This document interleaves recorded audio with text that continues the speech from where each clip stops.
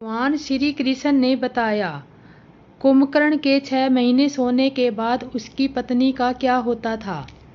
एक बार की बात है, भगवान श्री कृष्ण और देवी सत्यभामा अपने महल में विश्राम भवन में आराम कर रहे थे और रामायण के कुछ प्रमुख पात्रों के बारे में बातचीत कर रहे थे।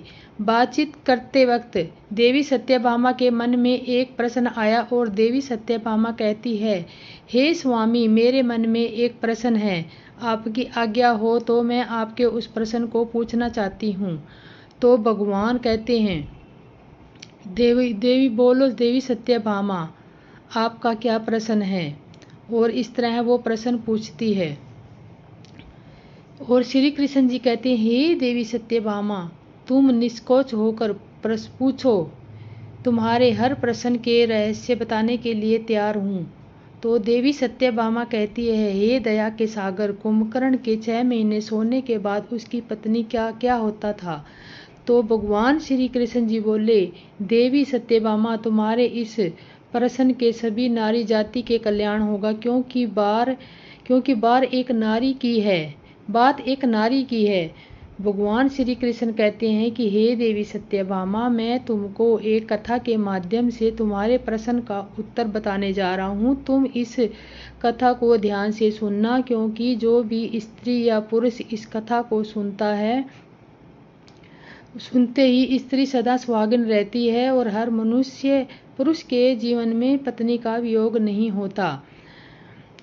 तो देवी सत्यभामा कहती है, स्वामी, मैं इस कथा को ध्यान से सुनूंगी, कृपया आप इस कथा को सुनाना शुरू कीजिए। तो भगवान श्री कृष्ण कथा को सुनाते हुए कहते हैं कि रामायण का एक मुख्य पात्र था कुंभकर्ण, जो कि लंकापति रावण का छोटा भाई था। रावण का यह भाई इतना भयंकर था कि एक दिन अनेक जीव जंतुओं का भोजन अकेले ही खा जाता था। इसके बाद भी कुंभकर्ण के पेट में चूहे नहीं, हाथी दौड़ते थे।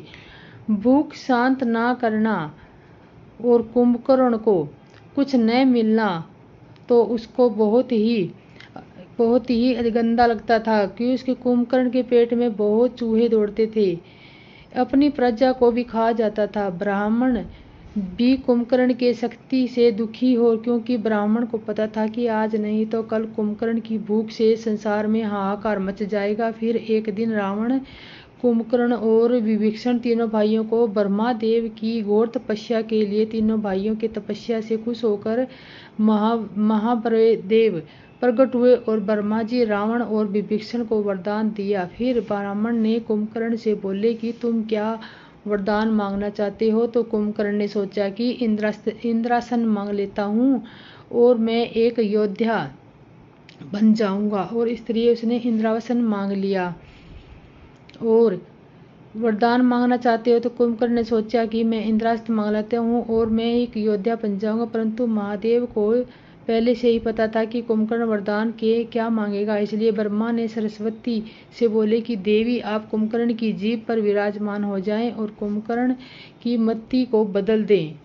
सरस्वती माता ने ऐसा ही किया कि जब कुंभकर्ण ने महादेव से वरदान मांगा तो वरदान मांगते समय देवी सरस्वती कुंभकर्ण की जीभ पर विराजमान थी, और परिणाम यह हुआ कि कुंभकर्ण ने इंद्रासन की जगह निदासन मांग लिया। ब्रह्मा खुश हुए और उन्होंने तथास्तु बोल दिया कि ताकि सृष्टि की रक्षा हो। परंतु जब यह उसको पता चला तो कुंभकर्ण को बात रावण को पता चली, तो रावण ने सोचा कि वरदान के हिसाब से तो कुंभकर्ण हमेशा सोता ही रहेगा। इसलिए रावण ने ब्रह्मादेव से निवेदन किया कि कुंभकर्ण को 6 महीने सोने और 6 महीने जागने का वरदान दे। रावण की बात सुनकर ब्रह्मादेव ने कुंभकर्ण को 6 महीने सोने और 6 महीने जागने का वरदान दिया, जिससे कुंभकर्ण 6 महीने सोता था और 6 महीने जागता था। इस वरदान के बाद कुंभकर्ण सो गया और वह 6 महीने बाद उठा तो पूरी लंका में हाहाकार मच गया, क्योंकि उसका शरीर बड़े पहाड़ जैसा था। उसे उठते ही भूख लगती थी और उसे भूख में खाने के लिए बहुत कुछ खाने की जरूरत पड़ती थी। थोड़े से काम नहीं चलता था, उसको बहुत सारा भोजन चाहिए था, बड़े ही जैसे उसने लंका की वाटिका में फल तोड़कर खाया, परंतु उसका पेट नहीं भरा तो उसने लंका के बाहर जाकर लोगों को खाना शुरू कर दिया। कुंभकर्ण का शरीर बहुत बड़ा था। वह आम आदमियों को अपनी एक उंगली से उठा लेता था और उठाकर अपने मुंह में डाल लेता था। और फिर रावण ने मंदोदरी से विवाह किया तो उसके बाद रावण ने बलि से अपने भाई कुंभकर्ण के लिए उसने कन्या वृषबाला का हाथ मांगा। वृषबाला बलि की पुत्री थी और बलि विरोचन का बेटा था। वामन अवतार में जब भगवान विष्णु ने बोले कि यह तो बहुत ही शक्तिशाली है और बहुत ही ज़्यादा खाना खाता है, इसका तो कभी पेट ही नहीं भरता है। और बलि ने निरोचन का बेटा वामन अवतार में जब भगवान विष्णु ने बलि से 3 पग धरती मांगी तो उस समय वृषबाला वहाँ थी। और इन सब को देखने के बाद वृषबाला एक शक्तिशाली कन्या बन गई। उसे हथियार बनाने की सबसे अच्छी समझ थी कि रावण के बोलने में कुंभकर्ण और वृषबाला का विवाह हो गया और वृषबाला कुंभकर्ण के साथ लंका आ गई और लंका में बड़े बड़े हथियार बना रही थी। कुछ समय के बाद वृषबाला और कुंभकर्ण के 2 बेटे हुए, जिनमें एक का नाम कुंभ और दूसरे का नाम निकुंभ था। इसके सिवाय कुंभकर्ण ने 2 विवाह और किया था और यह दोनों विवाह अपनी मर्जी से किया था। इस तरह कुंभकर्ण की दूसरी पत्नी का नाम करकट्टी और करकट्टी एक राक्षस पुत्री थी जो सहयात्री की राजकुमारी थी, जिस पर कुंभकर्ण का दिल आ गया और बाद में कुंभकर्ण ने करकट्टी से शादी कर लिया। करकट्टी ने कुंभकर्ण के बेटा भीमासुर का जन्म हुआ और जो कि एक क्रूर राक्षस था। करकट्टी कुंभकर्ण के साथ लंका में नहीं रहती थी, वह पर्वत पर रहती थी और अंत में वही कुंभकर्ण का तीसरा विवाह कुस्तुंबर के मंदोहर नामक राजा की बेटी तड़ित माला से हुआ, जो बाद में लंका में रह रही थी। कुंभकर्ण की पहली पत्नी वृषबाला भी उनके साथ ही रहती थी और वो भी कुंभकर्ण की पहली पत्नी वृषबाला रावण की लंका में शस्त्र बनाने वाली सेना का नायक बना दिया। क्योंकि उसने शस्त्रों के बारे में बहुत ज्ञान था, इसलिए वह अपनी सेना के साथ शस्त्र बना रही थी। और कुंभकर्ण की तीसरी पत्नी तड़ित बाला उनके लिए 6 महीनों का भोजन बनाती है, ताकि जब कुंभकर्ण उठे तो उसे खाने को खाकर उसकी भूख हो जाए। रावण और कुंभकर्ण शुरू से राक्षस नहीं थे, एक श्राप के कारण वो राक्षस बने। वे धर्मों के अनुसार भगवान श्री विष्णु के दरबार में जय और विजय नाम के 2 द्वारपाल थे। एक बार सनत और दरबार में जय और विजय नाम के 2 द्वारपाल थे। एक बार सनातन और सनातन कुमार नाम के 4 मुनि भगवान श्री विष्णु के दर्शन के लिए आए थे। उस समय विजय नाम के श्री विष्णु के 2 पहरेदार थे। उनकी हंसी उड़ाते हुए उन्हें रोकने की प्रयास किए। इससे वे चारों मुनि बहुत गुस्से में हुए और उन्होंने श्राप देते हुए बोले कि तुम्हारे कर्म तो असुरों जैसे हैं, इसलिए तुम इसी क्षण असुर हो जाओ, यहाँ तुम्हारा कोई काम नहीं है। इस पर जय और विजय को अपनी गलती से ज्ञान हुआ कि उन्होंने उन मुनियों से क्षमा मांगी। इस पर उन मुनियों ने बोले कि हम तो श्राप तो नहीं दे सकते, परंतु इसका हो जाएगा कि तुम हमेशा से इनके साथ नहीं रहोगे। और इस तरह इनको कलंक लग गया और नहीं बल्कि 3 जन्मों के लिए असुर योनि में रहना पड़ेगा और तीनों ही जन्मों में तुम्हें मुक्त करने के लिए समय भगवान श्री विष्णु आएंगे। उसके बाद तुम फिर इस पद को प्राप्त कर लोगे। फिर अगले जन्म में जब कुंभकर्ण अपनी शक्तियों का पता चलेगा तो वह अपने ऊपर अभिमान हो गया था और भगवान विष्णु को युद्ध के लिए चुनौती देते हुए कुंभकर्ण वैकुंठ लोक को चला गया। वहाँ भगवान विष्णु के साथ कुंभकर्ण ने अपने पुराने रूप मत्थु के रूप में कवेट के साथ मिलकर 5000 साल तक युद्ध किया, जिसका जिक्र देवी भागवत में है। और युद्ध की चुनौती के लिए देते हुए कुंभकर्ण वैकुंठ लोक में चला गया। वहाँ भगवान विष्णु के साथ कुंभकर्ण ने अपने पुराने रूप मत्थु और युद्ध किया, जिसका जिक्र देवी भागवत पुराण में मिलता है। पुराणों के अनुसार पूर्व जन्म में कुंभकर्ण मथु नामक राक्षस था और उसका भाई केवट था। भगवान विष्णु ने युद्ध करते समय जब 5000 साल बीत गए तब देवी योग माया ने उनकी बुद्धि का हरण लिया, और जिसे मधु और केवट को लगा कि विष्णु जी हमसे डर गए हैं, इसलिए उन्होंने घमंड में आकर बोले कि विष्णु तुम हमसे कोई वरदान मांग सकते हो, मांगो, तुम्हें क्या चाहिए। तभी भगवान विष्णु बोले कि तुम अपनी मृत्यु का उपाय बताओ। अपने ही वचन में फंसे हुए मधु और कैटब जब कुछ नहीं कर पा रहे थे तो उन्होंने बताया कि विष्णु तुमसे हम कोई वरदान मांग सकते हैं, तो मांगो, तुम्हें क्या चाहिए। भगवान विष्णु ने उन्हें मृत्यु का उपाय बताओ। उनकी मृत्यु केवल भगवान की जंघा पर हो सकती है। यह सुनते ही भगवान विष्णु ने अपने शरीर को बढ़ाना शुरू कर दिया और अपनी जंघा में फंसाकर उन राक्षसों को अपने सुदर्शन चक्कर सिर काटे थे, परंतु राक्षस योनि में जन्म लेने की वजह से मथु और केवट का जन्म फिर से हो गया। तो भगवान विष्णु से प्रार्थना की है कि प्रभु हम अब राक्षस योनि से मुक्त कर दीजिए। इस पर भगवान विष्णु ने खुश होकर बोले कि अभी इसमें और समय है। तब मधु केवट ने पूछा कि भगवान आप हमें किस रूप में मिलेंगे, हमें कुछ तो बताइए।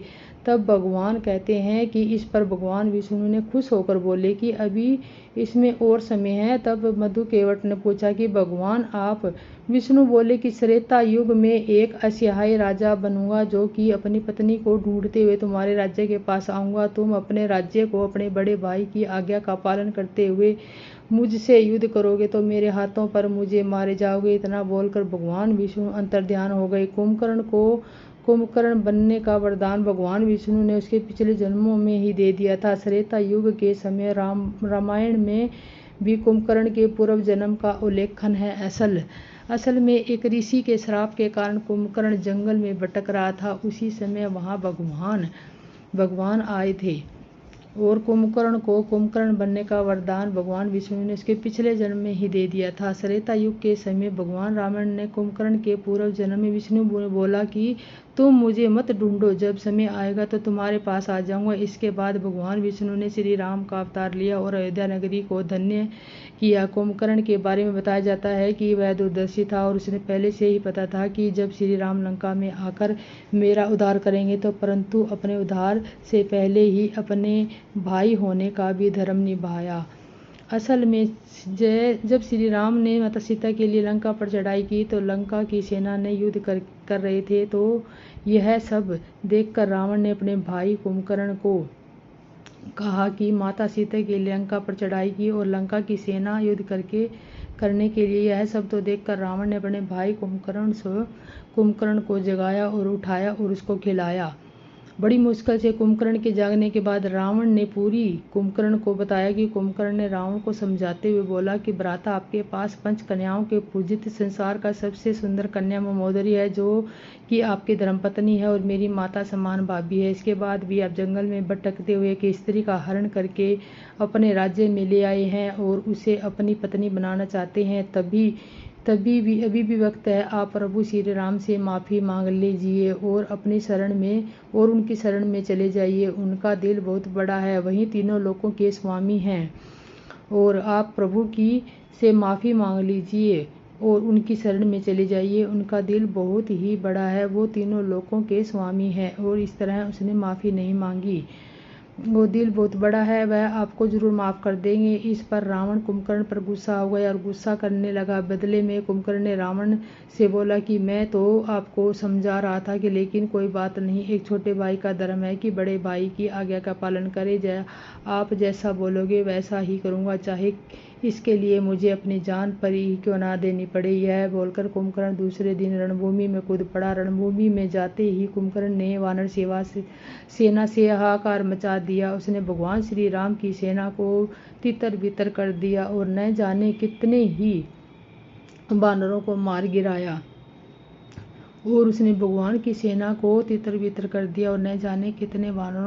गिराया।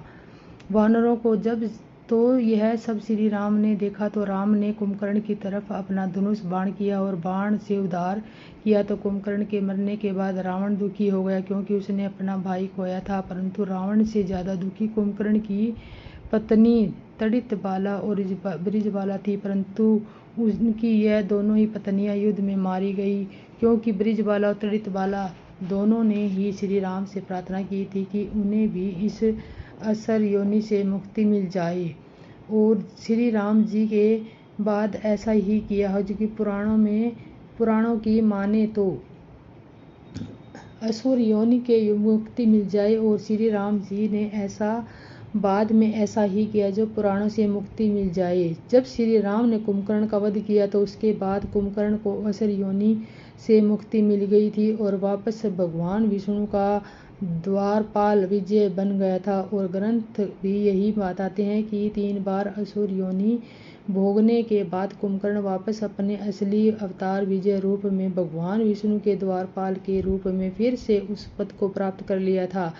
उसका भाई रावण भी अपने वास्तविक जय के रूप में आकर बैकुंठ लोक का द्वारपाल बन गया था। और तो भगवान श्री कृष्ण कहते हैं कि हे देवी सत्यभामा, कुंभकर्ण के साथ साथ उसके पत्नियों को भी मुक्ति मिल गई है। वीडियो अगर पसंद आया तो लाइक करें, सब्सक्राइब करें और आने वाली वीडियो के लिए आपको नई नोटिफिकेशन मिलती रहेंगी। और हमारा चैनल सब्सक्राइब करें।